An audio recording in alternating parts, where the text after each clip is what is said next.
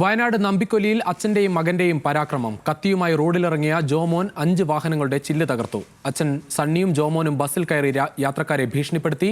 Police എത്തിയാണ് ഇരുവരെയും കീഴടക്കിയത്. അച്ഛനും മകനും ലഹരി ഉപയോഗിച്ചിരുന്നുവെന്ന് പോലീസ് പറയുന്നു.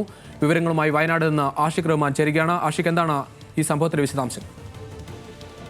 സുജീഷ്, ഇന്ന് വൈകിട്ടോടെയാണ് ഈ യുവാവിന്റെയും അച്ഛന്റെയും ഒരു ലഹരി ഉപയോഗിച്ചുള്ള ഒരു പരാക്രമം നടന്നത്. വയനാട് നമ്പിക്കൊല്ലിയിലാണ്. വൈകിട്ടോടുകൂടി ഈ ലഹരി ഉപയോഗിച്ച് ഇരുവരും ഈ റോഡിന് സമീപത്തായി നിന്നുകൊണ്ട് കടന്നു പോകുന്ന വാഹനങ്ങളെ പ്രധാനമായും ചെന്ന് അവിടെ അസഭ്യം പറയുകയും ഭീഷണിപ്പെടുത്തുകയും ചെയ്യുമായിരുന്നു.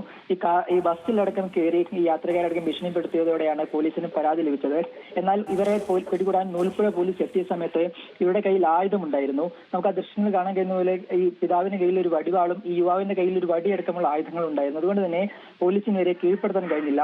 ഇവർ ലഹരി ഉപയോഗിച്ചാണ് ഈ ഒരു ആക്രമണം നടത്തിയത്. ഈ പിതാവടക്കം പകുതി വിവസ്ത്രനായിട്ടാണ് നിൽക്കുന്നത്. അങ്ങനെ പോലീസിനും നേരിട്ട് ഇടപെടാൻ പറ്റാത്തൊരു സാഹചര്യം ഉണ്ടായി. തുടർന്ന് ഈ യുവാവ് ഈ പിതാവ് ഈ ആളുകൾക്ക് നേരെ വരുന്ന സമയത്ത് പോലീസ് പിറകിലൂടെ വന്ന് ഈ യുവാവിന്റെ കയ്യിലുള്ള ആ കത്തി പിടിച്ചെടുക്കുകയായിരുന്നു. ശേഷമാണ് ഇവരെ അറസ്റ്റ് ചെയ്ത് മാറ്റിയത്. എന്തായാലും ഏറെ നേരം ഈ നൂൽപ്പുഴ പ്രദേശത്ത് വലിയ പരിഭ്രാന്തി പറ്റി എന്നുള്ളതാണ് പ്രധാനപ്പെട്ട കാര്യം. എന്തായാലും ഈ അച്ഛനെയും മകനെയും, അച്ഛൻ ജോമോനെയും മകൻ ജോമോനെയും അച്ഛൻ സണ്ണിയെയും പോലീസ് പിടികൂടിയിട്ടുണ്ട്. രജീഷ്, ശരി ആഷിഖ്.